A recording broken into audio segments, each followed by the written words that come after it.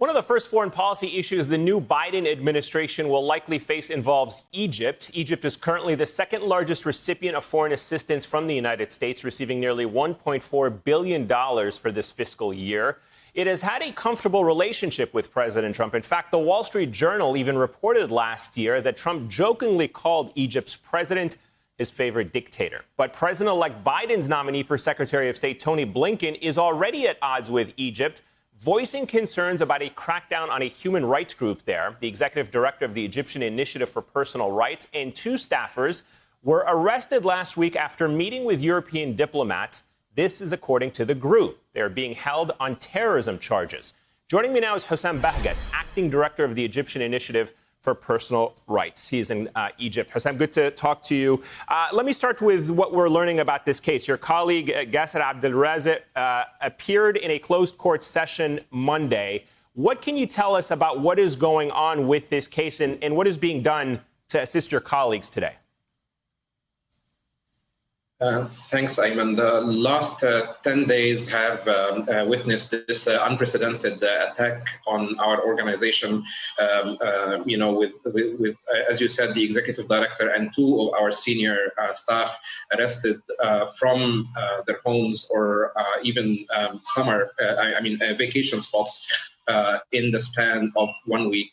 That is unprecedented, not just for our organization, but really it hasn't happened to human rights organizations. We've been, as you know, harassed in the past, slapped with, as in my case, travel bans and a freeze on personal assets. Sometimes, we have staff stopped, we had offices raided, and the smear campaigns, of course. But for national security to go home to home, arresting senior staffers and a director of a human rights organization at dawn from his house is really unusual, even for Egypt, and even for an incredibly repressive regime like that of Abdel Fattah al-Sisi, the president of Egypt today.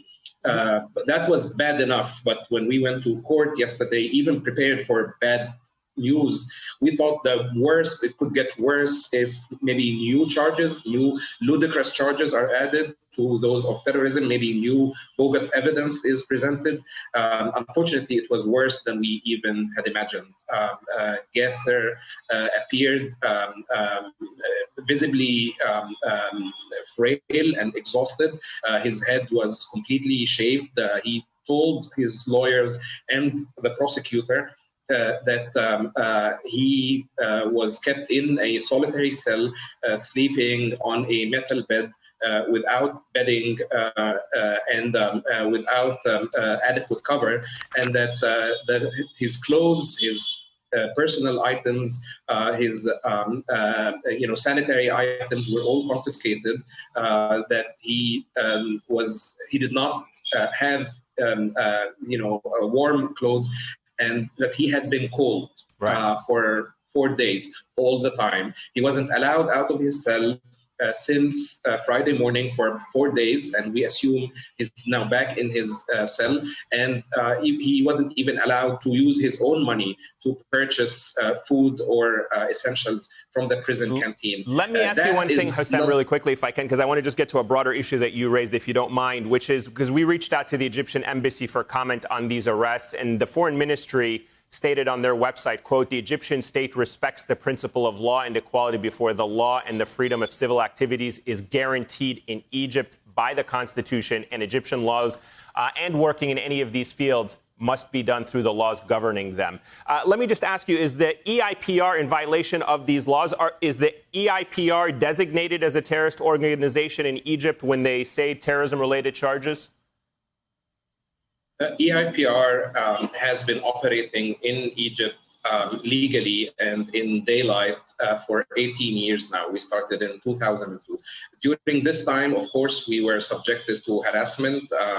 We were denied status as a non-governmental organization, even when we asked and requested for that status. So like most human rights organizations in Egypt, we are operating legally, but as law firms, research centers, think tanks, medical clinics, and consultancies or publishing houses, like in most repressive contexts around the world, but perfectly legal, perfectly registered, and even more so, cooperating with the government, being appointed on presidential and government committees to help draft legislation, being invited to meetings inside the Ministry of Foreign Affairs, meetings with the Minister of Foreign Affairs, who is now accusing us of operating against the law. So let me ask you really quickly, if I can, are you optimistic anything might change with this new administration and certainly the new Secretary of State designate, Antony Blinken, who's actually tweeted out against these arrests?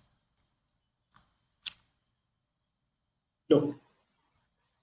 As I'm sure you know better than I, your bar is pretty low right now. And of course, come January, anything would be an improvement, frankly. Yes, we are encouraged, obviously, by the fact that not just Antony Blinken tweeted his concern for our staff just a few days before his appointment was announced, but President-elect Biden himself, early in his campaign, also publicly tweeted that no more blank checks in the context of Egypt and no more favorite dictator. Jake Sullivan, of course, the new selected national security advisor, is well known to the Egyptians and in the region from his time, especially during the first promising months of the Arab Spring, the so-called Arab Spring. But again, in the end of the day, you and I have been doing this for a very long time, so we have no illusions about what the U.S. is going to do, especially in a relationship that has been fairly transactional under Republican and Democratic presidents. And we should note that this administration, at least the State Department, has as well been critical of these arrests. Hossam Bahgat live in Cairo. Thank you so much. We're going to continue to monitor this story. Hey there, I'm Chris Hayes from MSNBC. Thanks for watching MSNBC on YouTube. If you want to keep up to date with the videos we're putting out, you can click subscribe just below me or click over on this list to see lots of other great videos.